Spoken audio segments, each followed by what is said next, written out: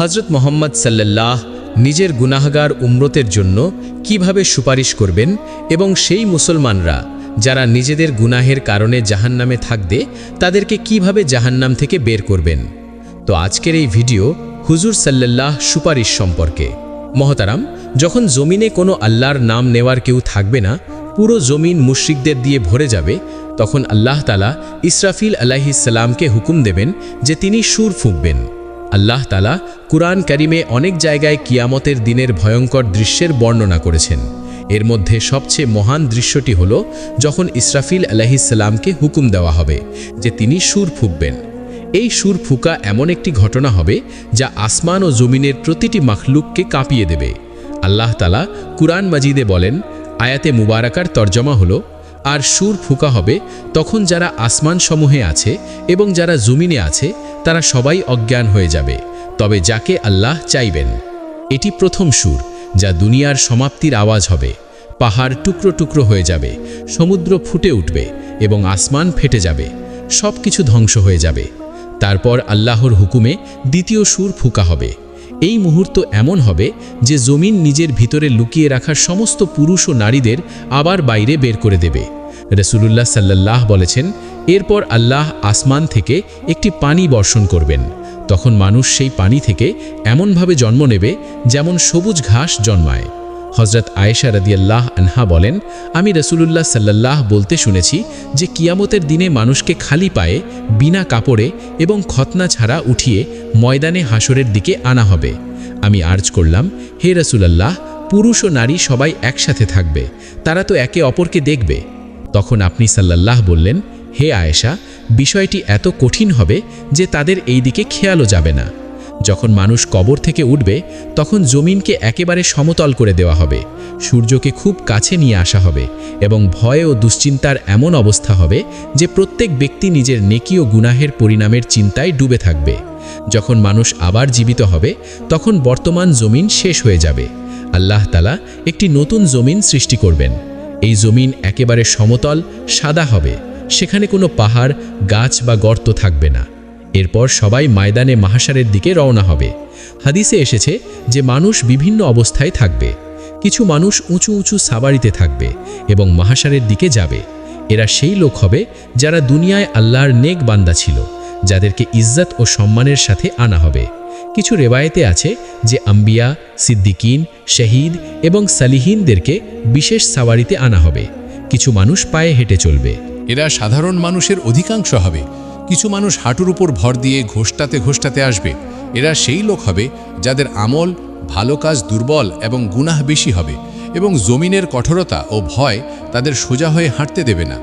আর কিছু মানুষকে মুখের উপর ভর দিয়ে টেনে আনা হবে। রাসূলুল্লাহ সাল্লাল্লাহু বলেছেন, কিয়ামতের দিনে হাসরের ময়দানে সূর্যকে মাখলুকদের খুব কাছে নিয়ে আসা হবে, এমনকি তা তাদের থেকে 1 মাইল দূরত্বে থাকবে। সমস্ত মানুষ নিজেদের আমল অনুযায়ী ঘামে ডুবে থাকবে।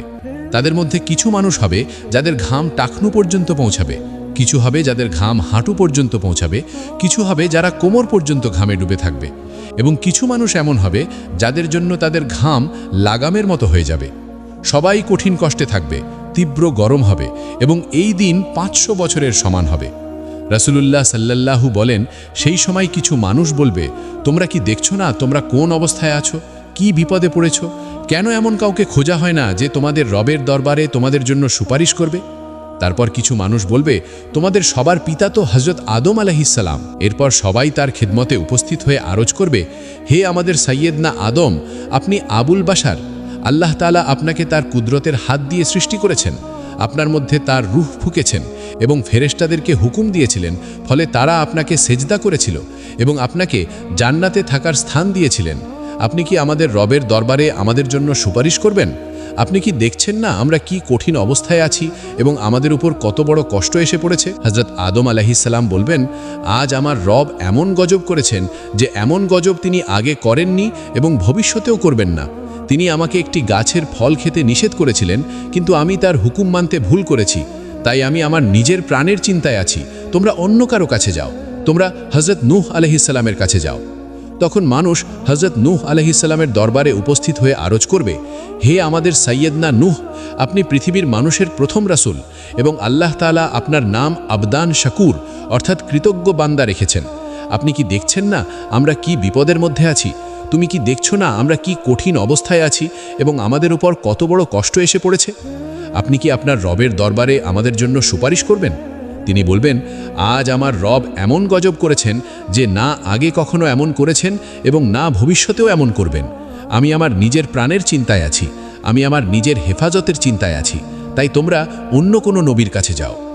এরপর সবাই হজরত ইব্রাহিম আলাইসাল্লাম, হজরত মুসা আলাইসাল্লাম এবং সমস্ত আম্বিয়ার কাছে যাবে, কিন্তু কেউই সুপারিশ করতে পারবে না। প্রত্যেকেই নিজের প্রাণের চিন্তায় থাকবে। যখন শেষ পর্যন্ত মানুষ হজরত ঈসা আলাইসাল্লামের কাছে আসবে, তখন হজরত ঈসা আলাইসাল্লাম বলবেন, তোমরা হজরত মোহাম্মদ সাল্লাল্লাহু কাছে যাও। হুজুর সাল্লাল্লাহু বলেন, মানুষ আমার কাছে আসবে এবং আরজ করবে, হে মোহাম্মদ, আপনি আল্লাহ তাআলার রাসূল এবং সর্বশেষ নবী, এবং আল্লাহ তাআলা আপনাকে পূর্ব ও পরবর্তী সমস্ত গুনাহ থেকে পবিত্র রেখেছেন। আপনি আপনার রবের দরবারে আমাদের জন্য সুপারিশ করুন। আপনি কি দেখছেন না আমরা কোন অবস্থায় পৌঁছে গেছি? হুজুর সাল্লাল্লাহু বলেন, আমি সামনে এগিয়ে যাব এবং আরশের নিচে পৌঁছে আমার রবের সামনে সেজদায় লুটিয়ে পড়ব। এরপর আল্লাহ তাআলা আমার উপর তার হামদ ও সানা এবং উত্তম প্রশংসার এমন শব্দসমূহ খুলে দেবেন যা আমার আগে অন্য কারো উপর খোলা হয়নি।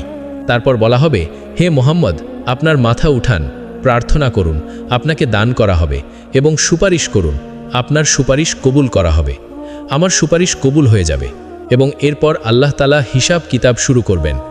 ইবনে কাসির রহমতুল্লাহ আলাইহ তাফসিরে লিখেছেন, তোমাদেরকে আল্লাহ তাআলার নেয়ামত সমূহের উপর কৃতজ্ঞতা সম্পর্কে জিজ্ঞাসা করা হবে, যে আল্লাহ তাআলা তোমাদেরকে স্বাস্থ্য, নিরাপত্তা এবং রিজিকের মতো নেয়ামত দিয়েছেন, তাহলে তোমরা এর বদলে কিভাবে আল্লাহর শুকর আদায় করেছ এবং তার ইবাদত করেছ। হজরত আবু বারজা আসলামী রাদিয়াল্লাহু আনহু বর্ণনা করেন যে রাসূলুল্লাহ সাল্লাল্লাহু বলেছেন, কেয়ামতের দিনে বান্দার পা আল্লাহর সামনে থেকে সরবে না যতক্ষণ না তাকে 5টি বিষয়ে প্রশ্ন করা হবে।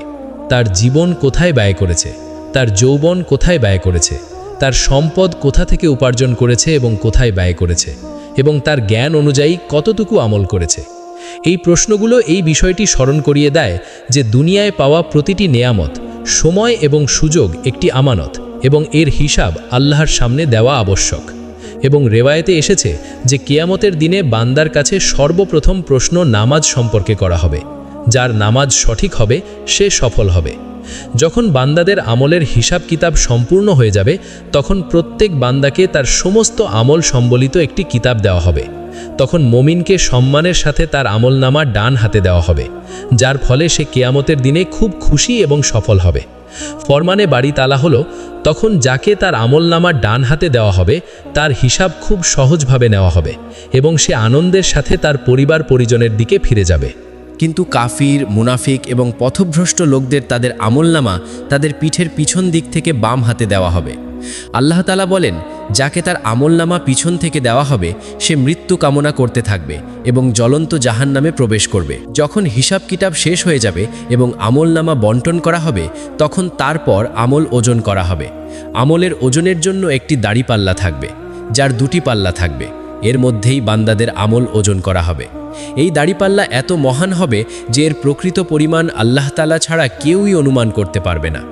হযরত আবু দারদা রাদিয়াল্লাহু আনহু নবী সাল্লাল্লাহু থেকে বর্ণনা করেন যে তিনি বলেছেন, কিয়ামতের দিনে মুমিনের মিজানে বা দাড়িপাল্লায় উত্তম চরিত্রের চেয়ে ভারী কোনো জিনিস রাখা হবে না, এবং আল্লাহ অবশ্যই কটুভাষী ও অশালীন কথাবার্তা বলা ব্যক্তিকে পছন্দ করেন না।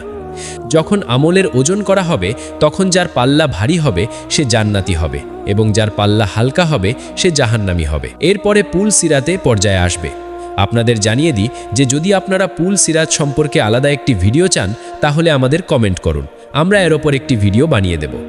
পুল সিরাত একটি অত্যন্ত সূক্ষ্ম এবং তীক্ষ্ণ ধারযুক্ত পথ, যা দোজখের ওপর দিয়ে যাবে এবং কেয়ামতের দিনে প্রত্যেক মানুষকে এর ওপর দিয়ে অতিক্রম করতে হবে। হাদিসে এসেছে যে এই পথ চুলের থেকেও সূক্ষ্ম এবং তলোয়ারের থেকেও বেশি ধারালো হবে।